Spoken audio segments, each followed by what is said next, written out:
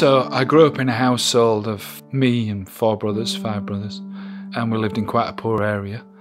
And so you develop an attitude in life where you are going to be the person that gets that family out of poverty. And so my entire life's desire up to the age of probably 35 was about becoming this wealthy guy who could then sort my family out and be the saviour, if you want to call it that. And then I started to realise how empty that all was. And I just, you might want to call it a vision, a complete change in heart and direction. I was completely convinced that I was to just help the homeless. So the week after I went into work to see my 2 business partners, and I said, I think I'm going to have to leave. I chose to go from a company which was turning over millions.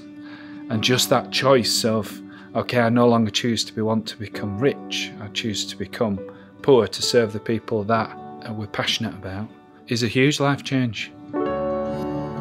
I've been running Happy Days for 10 years now, and it still feels fresh, it still feels new, because it's all about the people.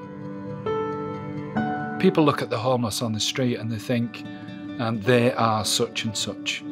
But I think once you actually shake someone's hand, give someone a hug and spend some time talking to them, you know, the people that I've met are incredible.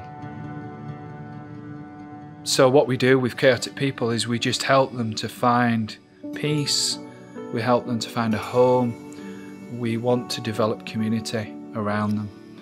Because people's trust is broken. They don't trust anymore, they don't trust the neighbour, they don't trust the friends, they don't even trust the family sometimes. It's not all been smooth, you know, during that journey, been headbutted a couple of times, been robbed. There's been some quite difficult times caring for the most broken people in society. There's a price that you have to pay in order to be able to say, I kind of sacrifice my life in order to be able to help others. So what drives me to want to make a difference in more and more people's lives is when I see change.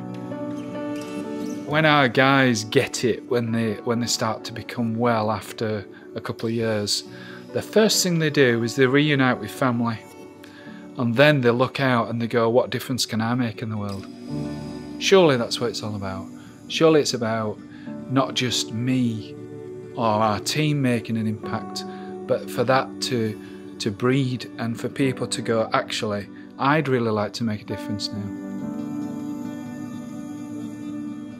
It's incredible, it's like a fire. And us as a movement, us as a charity, that fire is growing. And we're facing more and more challenges, but we're so excited about all the little fires that are popping up everywhere, almost like beacons. Because on one of those people could make a huge difference to the family, to the friends, to the local neighbourhood. The pioneering role that I've decided to create for myself moving forward is making a huge difference, and that's just so rewarding. You never set out in life to do things to necessarily for people to come up to you and say, oh, aren't you amazing, you've done an incredible job.